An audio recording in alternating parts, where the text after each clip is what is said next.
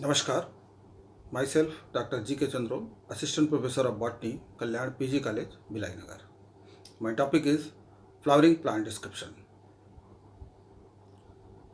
This topic useful for practical purpose in both UG and PG level.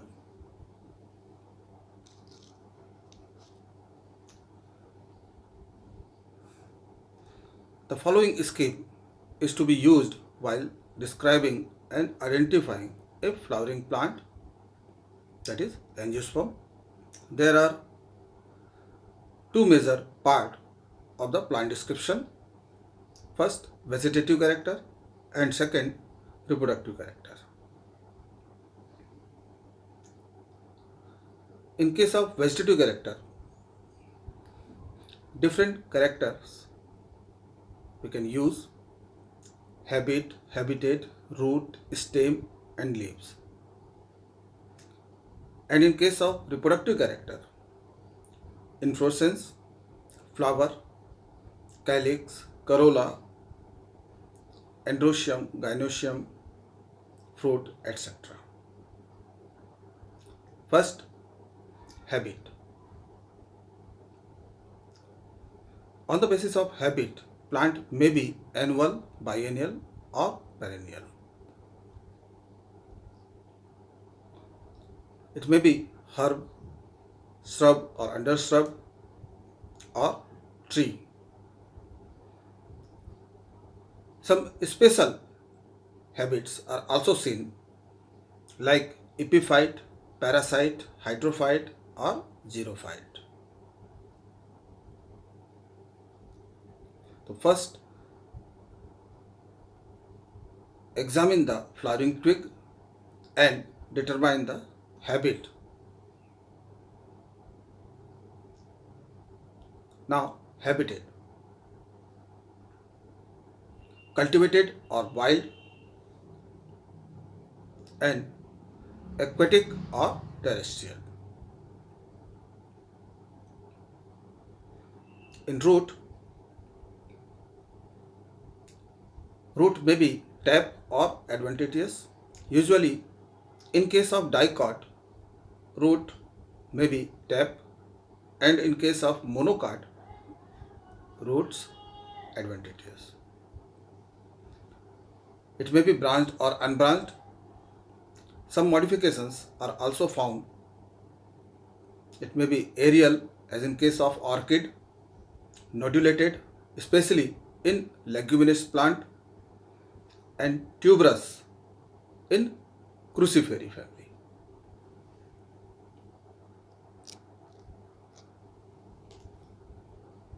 Now, stem.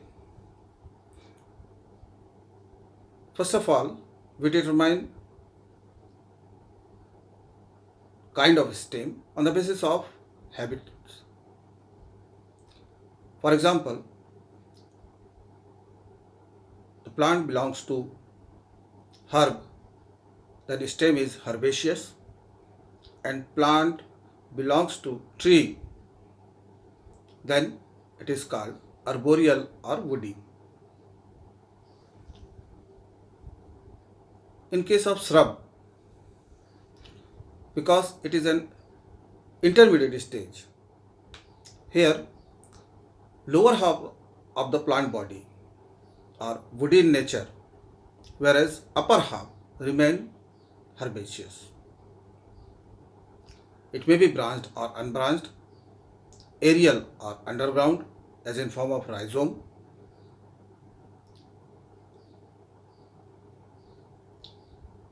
It may be circular, angular, or ribbed. If angular, then also count the number of angles.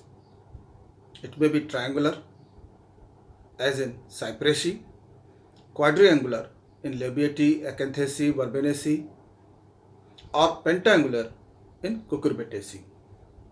Even ribbed, as in found in Umbelaceae or Umbelliferae. Then articulation: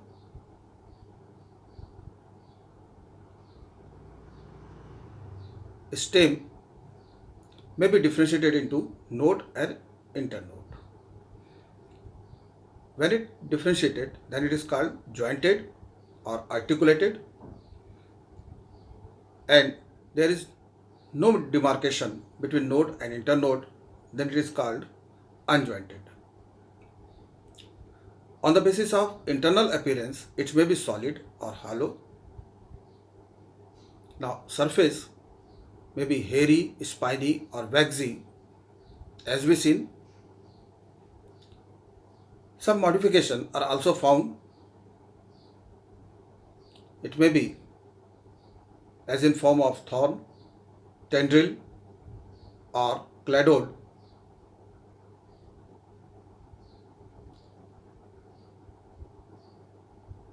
Now, leaf. First of all, on the basis of origin and insertion, it may be three types: colline, radical, and remoulent colline. Types of leaf: it may be simple or compound. Petiole, if present, then it is called petiolate, and it absent, then it is called sessile. Nature of leaf base: on the basis of nature of leaf base, it may be amphipluxicule when the leaf base covered maximum portion of the stem, or it may be semi-amphipluxicule when it covers half of the stem. Then, on the basis of presence or absence of stipule, it may be stipulate or ex-stipulate. There are 5 types of stipules found in angiospermic plants. It may be intrapetiolar,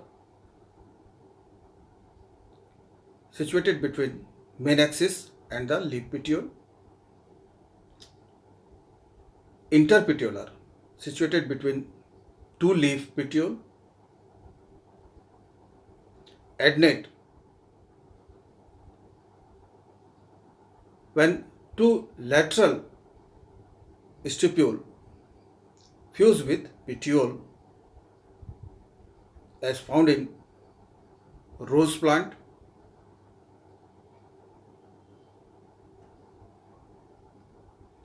aureate, when the stipule are thin membranous structure and complete surround the stem.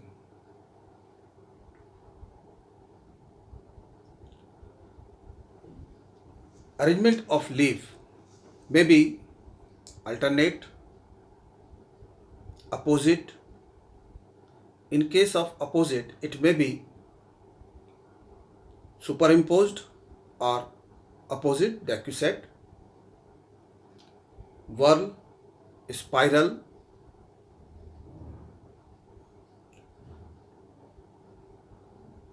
In case of simple leaf,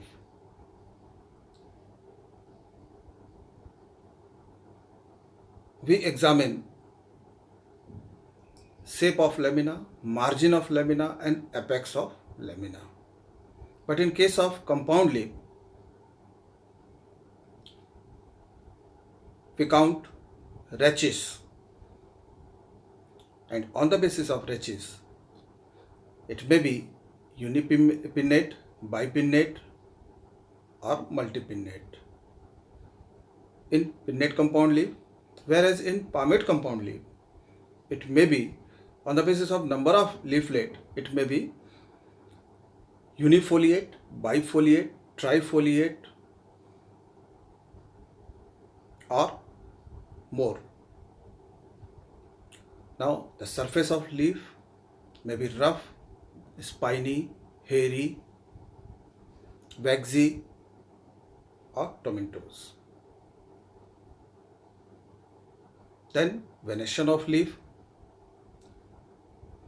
There are two main types of venation, reticulate and parallel. Usually dicot plant having reticulate venation, whereas monocot parallel. Both the types are further divided into two types on the basis of mid-vein or prominent vein. If there is only one median vein, then it is called unicostate. And if the leaf or lamina traversed by number of veins, that is called multicostate. And both are further divided into unicostate reticulate or multicostate reticulate. Similarly, unicostate parallel or multicostate parallel venation. In case of multicostate, it is further divided into two types.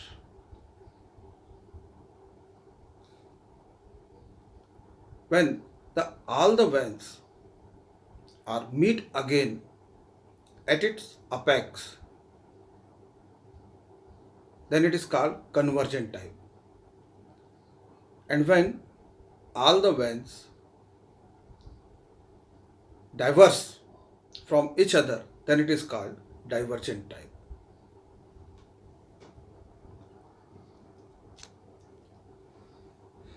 Now, reproductive character. First, inflorescence. In some plants, flower arise singly. Then it is called solitary flowers. It may be in the axil of leaf called axillary, or at the tip of floral axis or stem, that is called terminal solitary. And when number of flowers arranged in definite manner, then it is called inflorescence, and broadly classified into two major types. It may be raceme or cyme. In case of raceme, it may be corymb, catkin, capitulum, spadix or spike. And in case of cyme, it may be monocasial, dicasial or polycasial. Some compound inflorescences are also found, like compound umbel, compound spadix, compound spike and compound raceme, that is called panicle.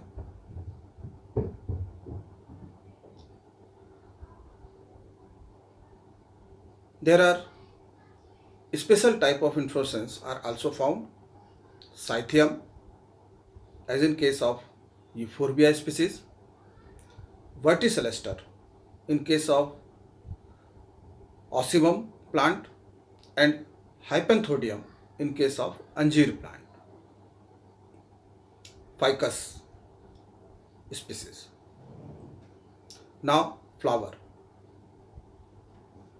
First of all, we examine the flower bract. Presence and absence of bract.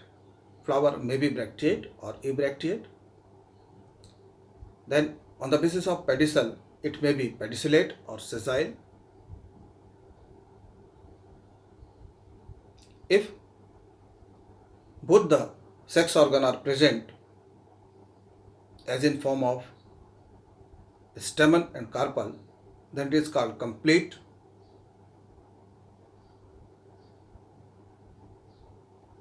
Or incomplete. On the basis of shape and size of their whorl, it may be regular or irregular.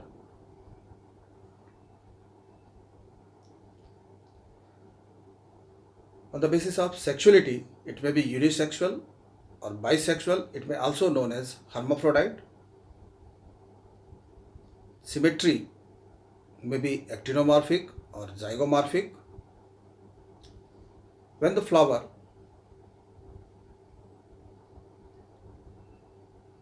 always divide into two equal half by any plane, then it is called actinomorphic. And in case of zygomorphic, it divide two equal half by only one of the plane. Meres condition, it may be di, tri, tetra, penta or more. Usually di and trimerous condition found in monocot, whereas tetra and pentamerous condition usually found in dicots. Nature of whorls, it may be hypogynous, perigynous and epigynous. When ovary situated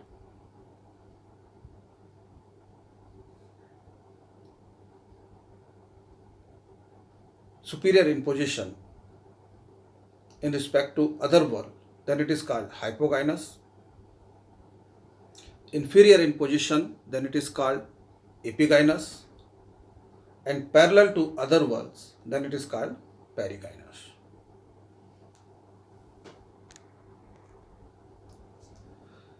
Now, calyx.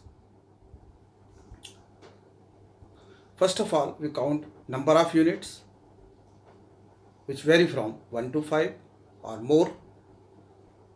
Then free or fuse. After this, it may be sepaloid or petaloid. Usually calyx are in green color, but sometimes it may be variously colored, means petaloid. It may be caducous or persistent and found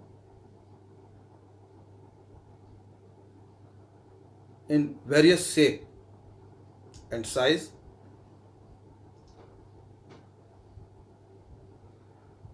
Position may be superior or inferior.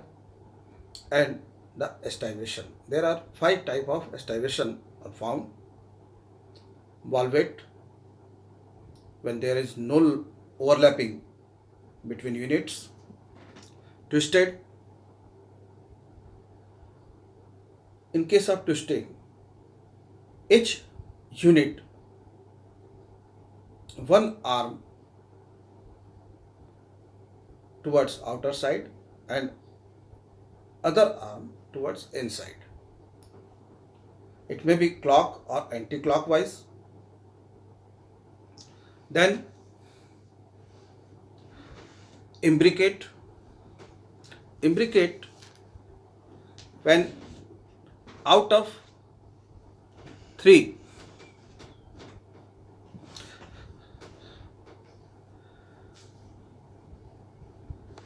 or out of 5,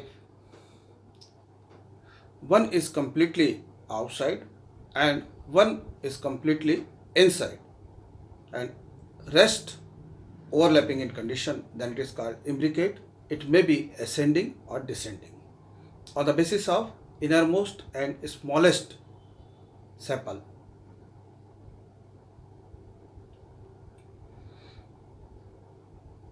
And quincunxial, when 2 units completely outer side and 2 are completely inside.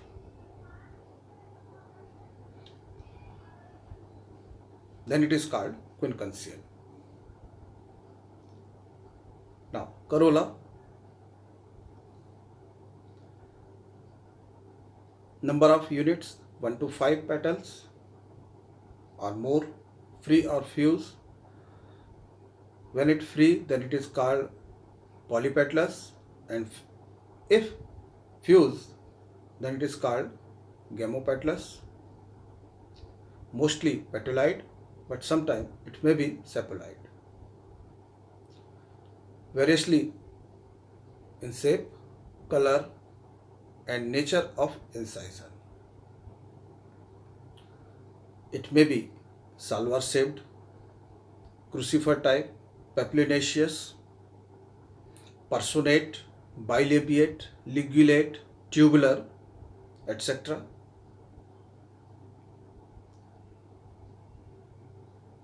Estimation same as calyx.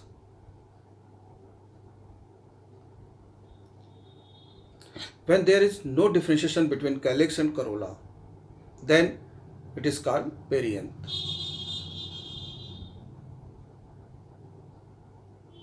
Describe it in the same way as calyx and corolla using the term tepals.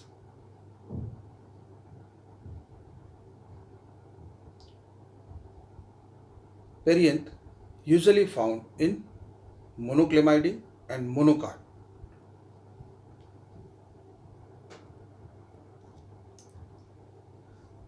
Now, androecium. First of all, number of stamens, which may be equal or double to the number of petals, or less or more. It may be free, then it is called polyandrous, and also may be didynamous and tetradynamous. In case of didynamous, out of 4 stamens, 2 small and 2 large. But in case of tetradynamous, 4 centrally located stamens are large, whereas 2 laterally placed stamens are small in size. In case of fusion, there are different terms are used for different degree of fusion.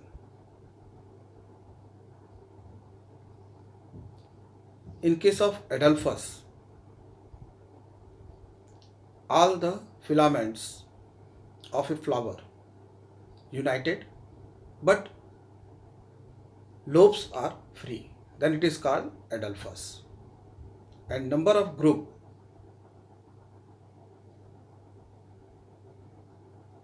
represent the number of Adelphus. For example, if all the stamens present in a group or a single group, then it is called monoadelphous. In two group, diadelphous, and more group called polyadelphous. And opposite to it means anther lobe are fused and filaments are free, then it is called syngenaceous. And when both filament as well as lobe are fused, then it is called synandrous condition. It may be attached with petals, epipetalous, or tepals, then it is called epiphyllous. When the number of stamens more, then it arranged in more than one whorl, that is called diplostaminous. And the position of stamen in a whorl opposite, then it is called obdiplostaminous condition. Filaments may be short or long. Anther lobe may be monothecous or dithecous. And fixation of anther are also vary. It may be dorsifixed, pacifixed, adnate, or versatile. In gynoecium, number of units 1 to many, And on the basis of unit, it may be monocarpellary, bicarpellary, tricarpellary, tetra, penta or polycarpellary. It may be fused or free. When it free, then it is called apocarpus and syncarpus for fused condition. And on the basis of their position, it may be superior, inferior or half superior or half inferior. Usually the number of locule equal to the number of carpel. But due to the fusion, it vary from species to species. Also count the ovules per locule and their arrangement within locule that denote placentation. Placentation may be axial, parietal, marginal, basal.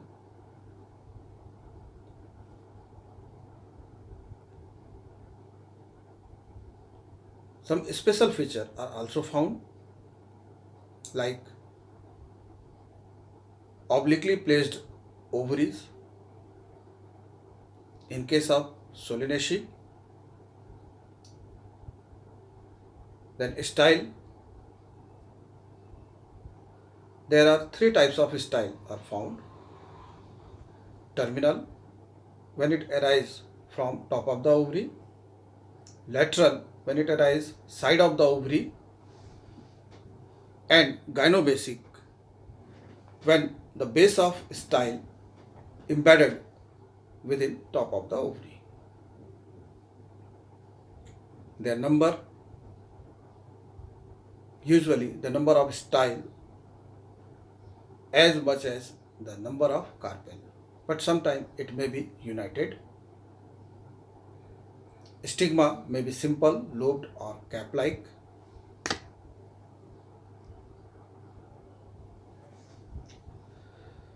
Fruit may be simple, composite or in special type. After description, diagrammatic or symbolic presentation are necessary. The description of plant should be accompanied by flowering twig, vertical section of flower, transverse section of ovary with placentation and the floral formula as well as floral diagram. After this, identification and classification. The reasons for the identification of family should be given, like division, class, subclass, series, order, family and genus. If flower are unisexual, the male and female flower should be described separately. Thank you.